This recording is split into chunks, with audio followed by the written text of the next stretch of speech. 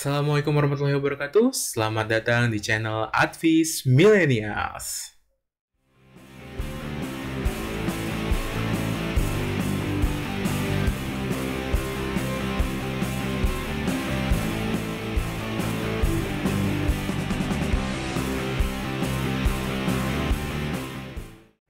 Di episode kemarin, gue telah membahas mari mengenal investasi di Indonesia. Tapi di sana gue belum nyebutin investasi syariah di Indonesia.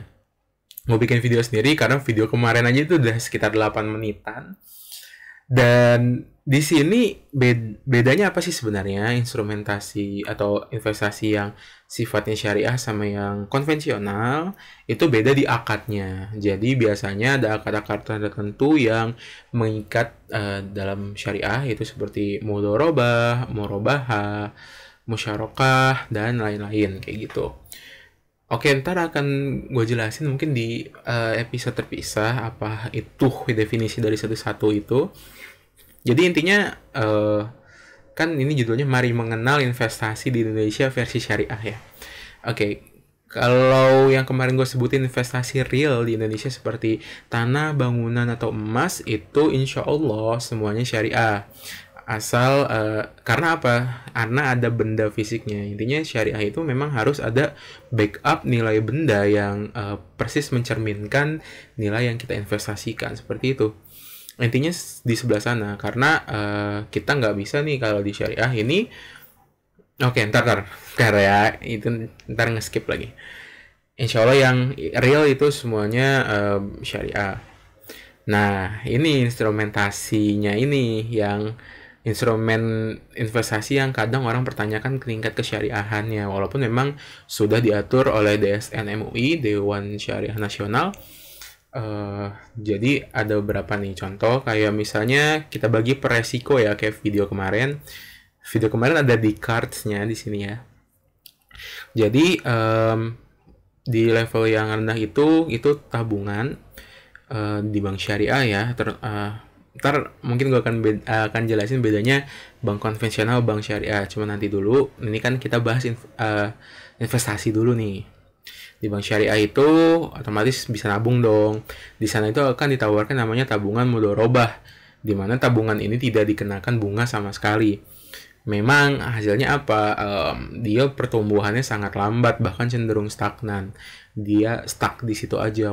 Dan ini memang menurut beberapa ahli itu memang paling syariah karena tidak ada unsur maghribnya sama sekali. Maghrib itu apa? Oke, banyak banget kayaknya syariah yang bisa dibahas ya. Ntar deh, mungkin akan gue jelasin deh syariah versus konvensional ya, mungkin ya akan gue jelasin. Terus di tingkat, deposito juga ada deposito yang syariah. Terus di tingkat middle itu ada obligasi syariah atau nama bahasanya itu sukuk. Kalau bahasa Arabnya syah gitu. Jadi bedanya apa? Kalau obligasi itu biasanya kan kita istilahnya membeli surat hutang kayak gitu. Kalau sukuk ini sama kita membantu dia untuk kayak misalnya suatu proyek atau suatu pembangunan apapun kita bantu modal istilahnya nanti setelah proyek kita selesai kita dapat uang kayak gitu. Sukuk itu seperti itu. Jadi obligasi yang mempunyai backup atau benda yang bisa bernilai istilahnya. Bendanya itu ada nilainya. Jadi kita kayak membiayai sesuatu yang real lah kurang lebih kayak gitu. Nah, terus juga ada yang namanya saham syariah.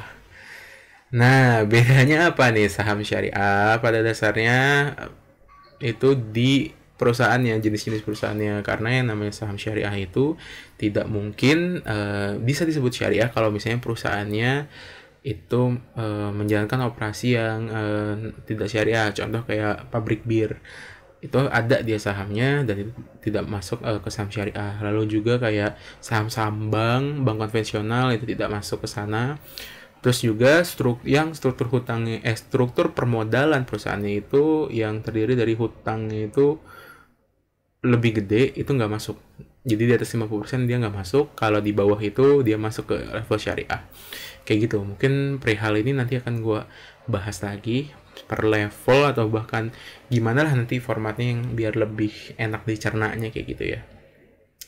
Dan di sini di syariah ini ada satu kontroversi yaitu falas valuta asing atau disebut foreign exchange. Jadi untuk perihal ini itu sering menjadi kontroversi karena dianggap falas ini mengandung unsur maghrib. Maghrib itu maisir, gohoror, dan riba.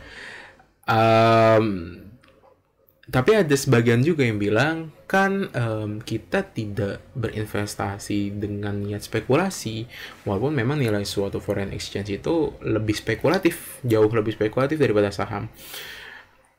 Nah, di sini seru nih kalau emang mau ya ada yang diskusi memberi pendapatnya silahkan.